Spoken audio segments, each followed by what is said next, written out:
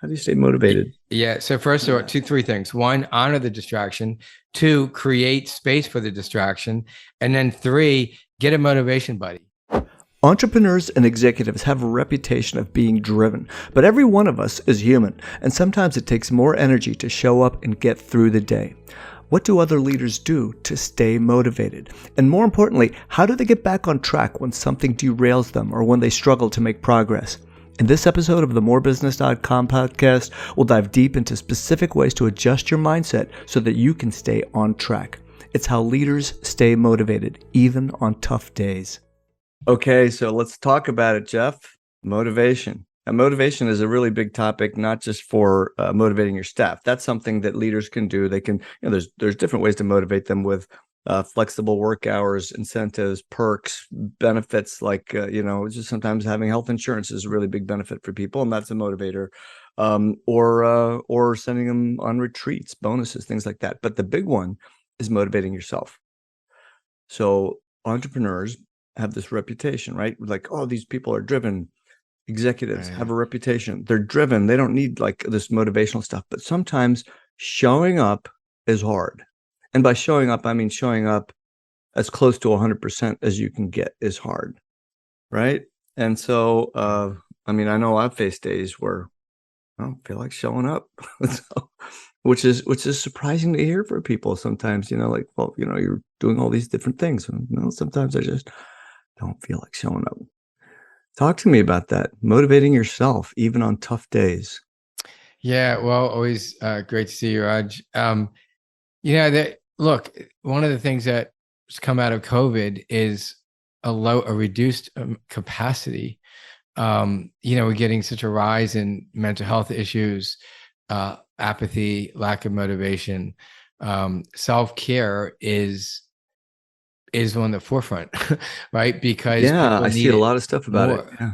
Yeah, 1000%, right? And so, one of the questions I would start with is like, well, what motivates you? I'm not asking you this yet, Yeah. but like really what motivates you? And I think, so that was Alexa wanting to know what motivates me, I think.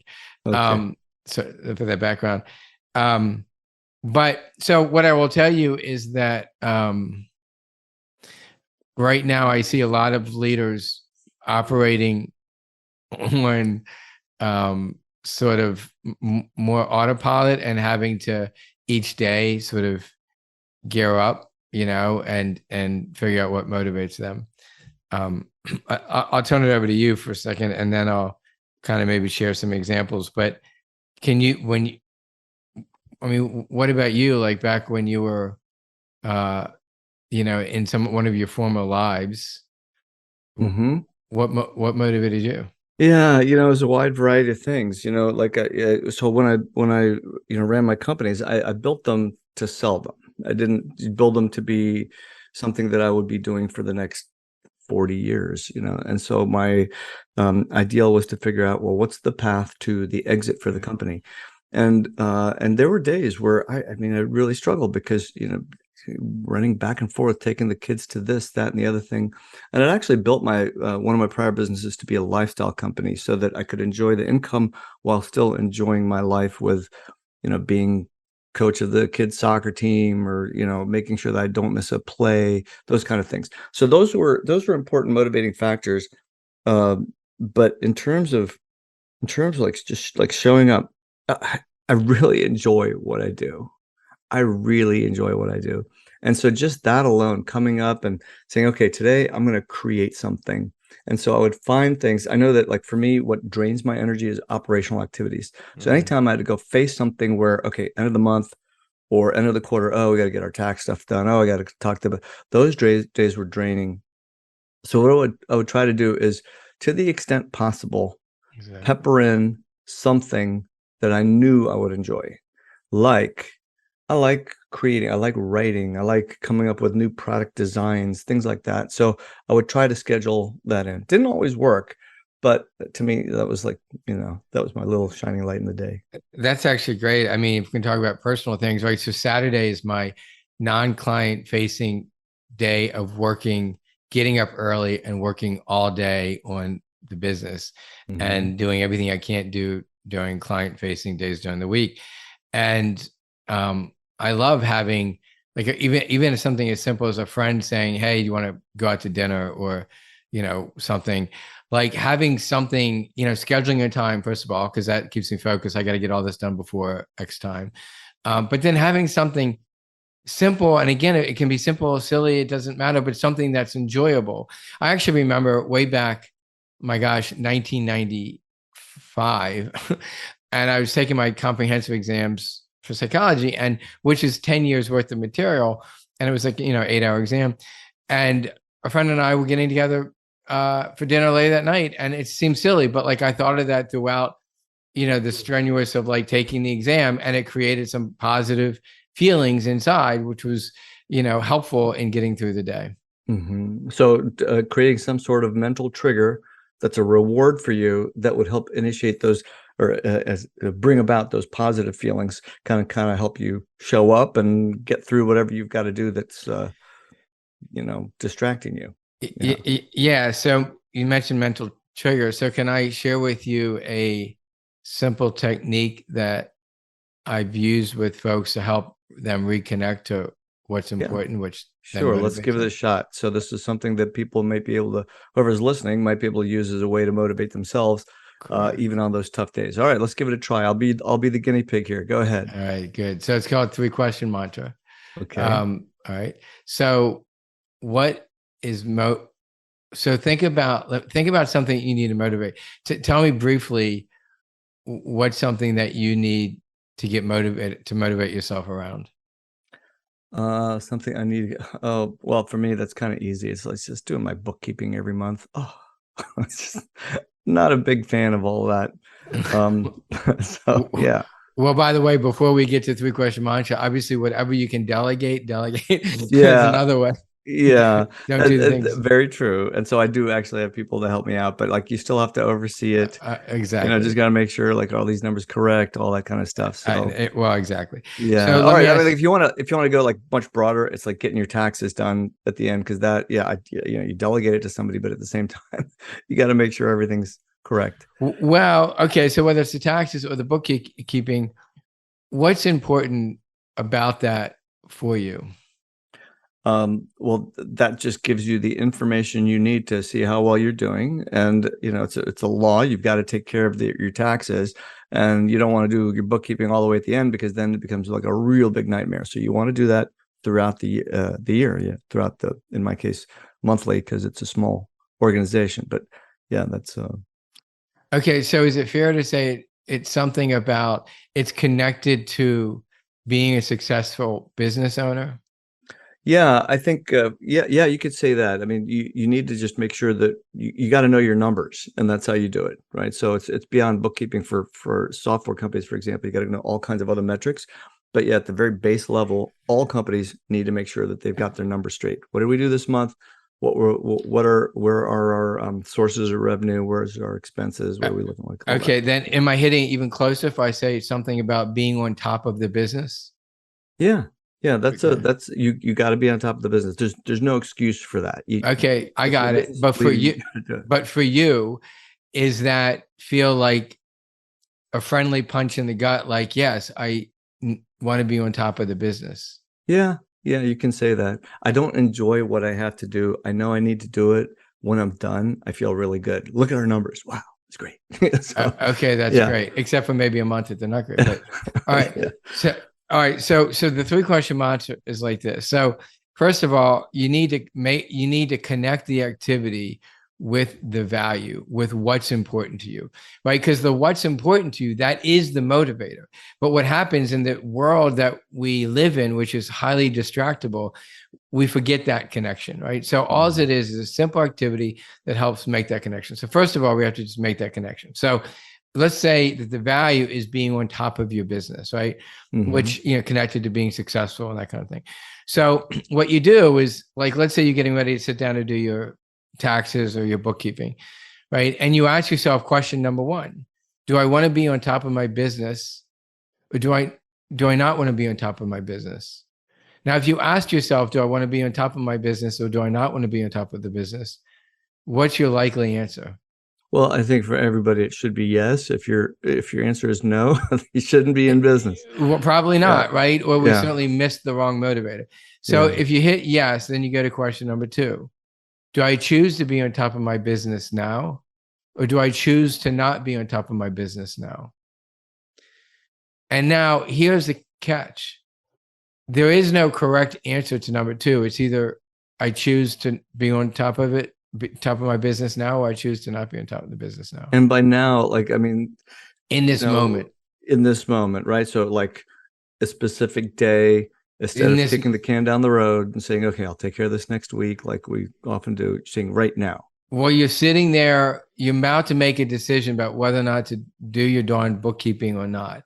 Yeah. And so rather than getting stuck of like, oh, I really don't want to do this now. What am I doing tomorrow? All you're doing is you're asking yourself whether you choose right now to be on top of your business or not. And if the answer is I choose to be on top of my business, then you go to number three, which is what action do I need to take right now? So that simple process, all it does is it reconnects you with why this is important, right? And it's about being on top of the business. It's not about bookkeeping.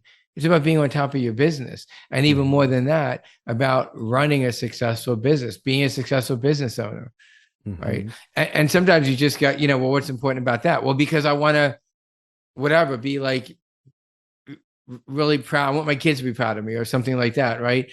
And you know that you got it when it feels like a friendly punch in the gut. I like that, Jeff, and I can see how that would apply in a lot of different situations. So bookkeeping would be one. Sometimes maybe, it could be having a difficult conversation with a staff member. Sometimes we put that off, but then you realize, well, actually, by doing this, I'm going to free up a lot of other mental bandwidth, that's occupying my time right now, and maybe even making my other staff members less productive. So I'm going to go ahead and do this instead of kicking the can down the road. So you can use that as motivators. I want to focus a little bit on what you said just a moment ago here. So you want your kids to be happy for you. So now, my kids now are both off in college. Just a couple of weeks ago, I became an empty nester. Very weird feeling for me. And so, it's a lot quieter around the house. Granted, I got more time, and what do I do? I work. And so, so sometimes you just have a personal distraction that's keeping you from being motivated. Now, I mean, what are your thoughts on that? How do you, you can't not think about those things. Those things going on in your personal life, So how do you stay motivated? Yeah. So first of all, three things. One, honor the distraction. Two, create space for the distraction. And then three, get a motivation buddy, right? So honor the distraction. Like take that moment. It showed up in your consciousness. Take that moment, and honor each of your two kids. Even honor the what it means to be an empty nester. Two, create a real space for it, right? So knowing that every day at 3:00, I'm gonna, have 15 minutes to be in the space of, honoring my kids, or what it means to be an empty nester, like getting them this far.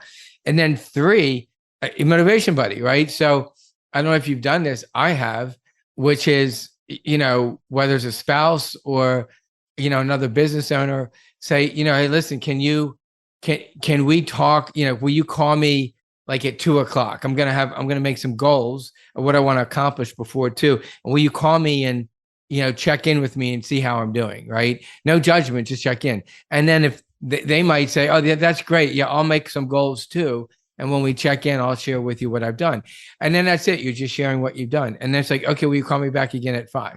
Right? So you're breaking it down into little chunks, and you're having somebody in a friendly way hold you accountable, but without making it a shaming moment.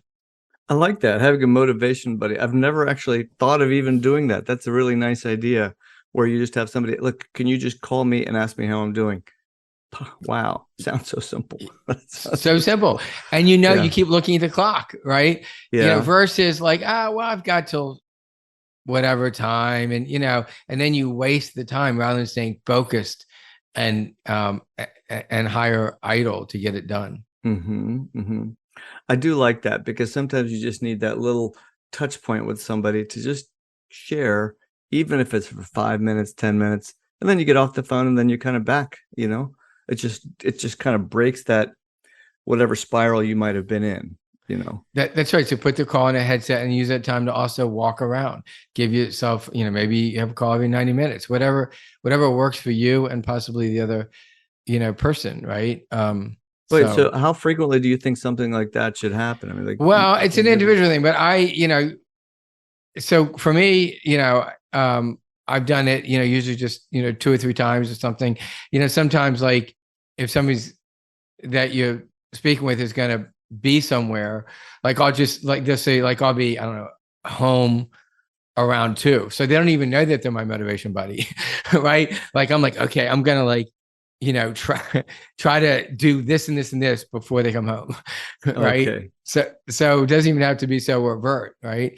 But it's whatever you need, right? And you might be somebody that just needs to really break things down into every hour, or maybe just someone that needs to break it down by the day or the half a day, that kind of thing. How do these tie into energy levels, for example? So I know that literally the day that I got home from dropping my baby girl off to college, Right. that next day, that Monday, I was just like looking at my screen, and all I could think about was how quiet it was. And not that like, I mean, she'd go to school during the day. This was no different during the daytime, but it's like, I knew she's going to sleeping in a dorm room tonight. She's not coming home tonight, so it was just, Yes.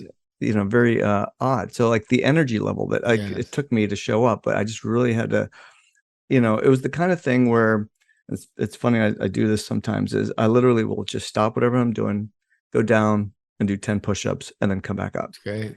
And it just gets my blood moving in a much, stronger way. And sometimes that helps me. Are there other little, I don't know if that's call that a gimmick or a technique or what, but like other things that people could do? Yeah. So I'll answer that. But first, I just want to comment on the push-up thing. So when I was in business school, I literally every 90 minutes. So, there is a school of thought that your body rhythm, it goes in 90-minute increments, right? So that you should be taking, yep. Okay. So you should be taking your break every 90 minutes for like 5 minutes, and then a little bit longer, even half hour or whatever, after like a couple cycles of that.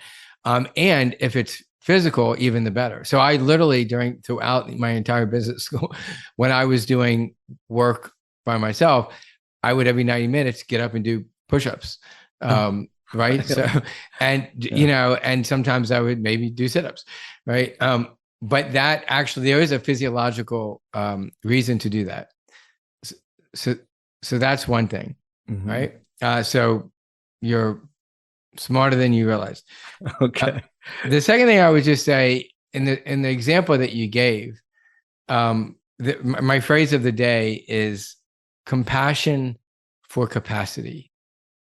Right. So that's a day of like, like leading up to that, I would have been like, okay, so plan on doing nothing after I drop my baby off. Interesting. So you actually know something's coming.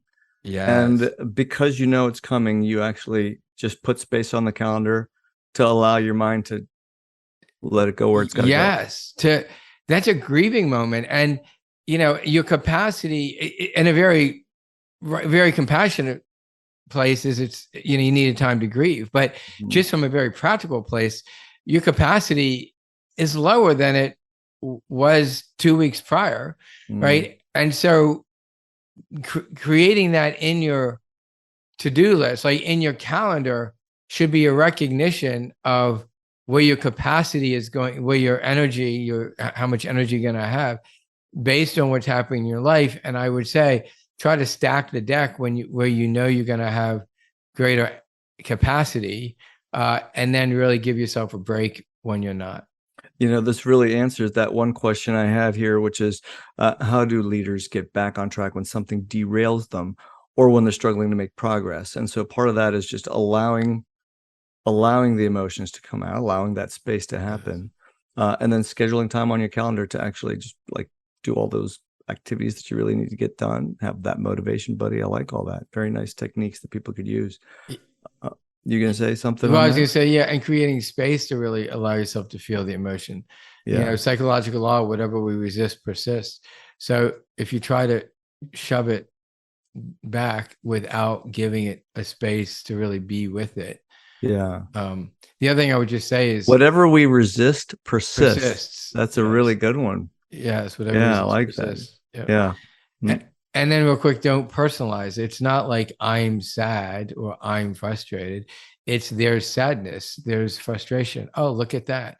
Right. But as soon as you say I am, you just made your whole being this unpleasant emotion. And that's not accurate. There's just a physiological sensation that we label sadness or frustration or anger or some other sense of unpleasantness. And so you want to sort of recognize it and externalize it without grabbing into it or over identifying with it. Yeah. There's one more thing that I know that some leaders use for staying motivated. And one of my friends came up with this. He calls it an imagination day or imagination morning. And, to your point about spending your Saturdays just to work on your business. So he would do something very similar where he would just not rent, but just go to a local nearby hotel where he just goes to the cafe and he stays there for 3 hours, turns the phone off. Nobody can call him. Only emergencies kind of thing. And he just thinks. And he thinks about what he needs to do for growing the business, where the bottlenecks are, what can he do to relieve the bottlenecks, and not actually focusing on any kind of client-facing, product-facing, service-facing activity. It's just on the business. And he does this, I think once a month, once every 2 months or so. And he just comes back recharged, refreshed, a notebook full of ideas. I think that's just a wonderful thing. And you put it on your calendar. This is my imagination morning. Yeah, no, I love it. And the two pieces that are really critical that I like is one, changing the environment, right? And combined with that is avoiding the normal distractions, right? So, and even having the place, my father used to have a cabin in West Virginia, and I would drive there quarterly to do the working on the business stuff. And there wasn't anything else to do. It was on the edge of a cliff. There was nothing there. And, wrote whole business plans, just very helpful, way to reflect on the business and that kind of thing. Yeah, I think that physical environments, it's got a much bigger impact than I think people allow it to believe it to be. So, very important point. Well, thank you, Jeff. I really enjoyed the conversation about motivation. I know that's something that everybody, wherever they are in their career, struggles with sometimes. So I appreciate your insights and the techniques. Thanks for joining us today. Thank you.